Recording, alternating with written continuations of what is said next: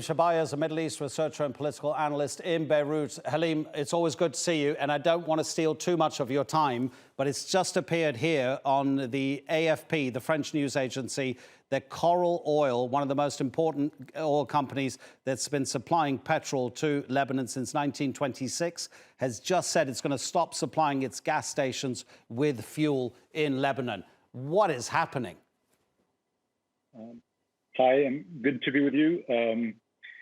Actually, I received this Coral announcement via WhatsApp from our local Coral station owner, whom we have been asking incessantly for the last few days, when can we fill up our cars? And today he sent the group WhatsApp, if you want, this announcement from Coral.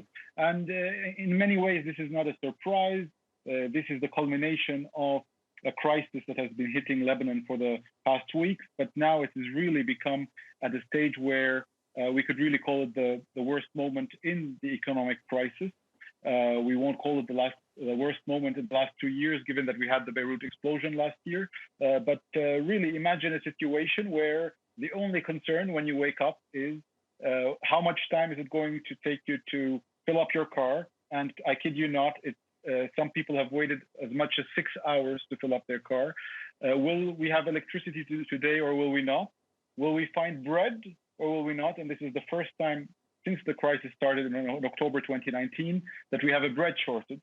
And we're also hearing about a possible shortage of bottled water, bottled mineral water, in a country where we cannot drink from mineral water. So what has happened? I think you can imagine what's happening from what I've just described.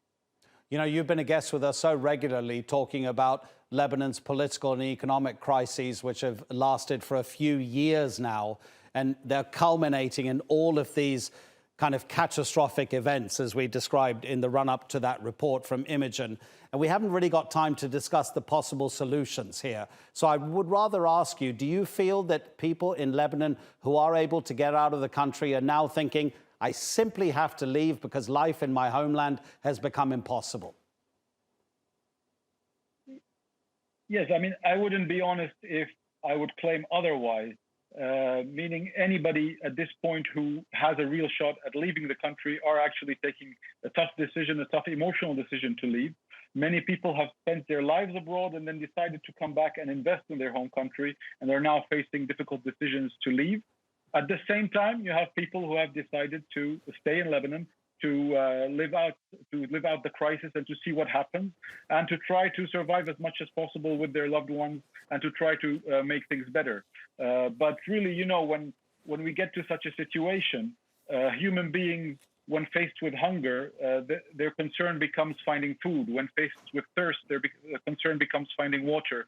And when faced with insecurity, the concern becomes with finding refuge. So I think most people who do not have the means of leaving the country have been reduced to just looking out for their basic needs, for their basic necessities.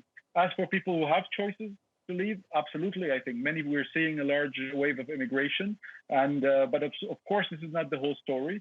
You have a lot of brave people, courageous people who are staying and who are trying to fight, and I will mention here at least a couple of issues that are really at the forefront of people who are staying. And in terms of social justice, we have, especially when it comes to, let's say, the investigation of the Beirut port explosion and keeping pressure at the politicians. And this is one thing that has remained, despite all the crisis. You still see that there is an ongoing public pressure, maybe not the mass protests that you would expect, but there's still public pressure on politicians who are still, I will use the word harassed, but rightly harassed in public places when they are seen. So there is still this, we could call it this, if you want, pulse of fighting present in the Lebanese streets, but everything that is happening is really taking its toll. And the real question that remains is how long will the people in charge stay on their seats without doing anything positive for the country at a time of the worst economic crisis? So at the same time where we're seeing this disappointment and demotivation from the people, we are seeing the most shameless and incompetent and criminal and corrupt behavior from Lebanon's political regime, and all of them means all of them. And of course, some of them have a bit more, especially today, those who have an ability to rush the formation of the government. Think about it. We've been more than 1 year without a government, and they are still fighting over who gets this number of ministers and who gets the most, with everything that we described, with everything that your journalist Imogen described, with everything that people are seeing in the news, more than 1 year without a government because they cannot sit down and agree and compromise and look beyond their personal interests. Such is the tragedy that is facing the people of Lebanon and the nation at large. Halim, thank you so much indeed. I know you'll be back with us at some stage on TRT World to try to answer some of those questions that you yourself are raising about the problems facing Lebanon. Halim Shebaya in Beirut.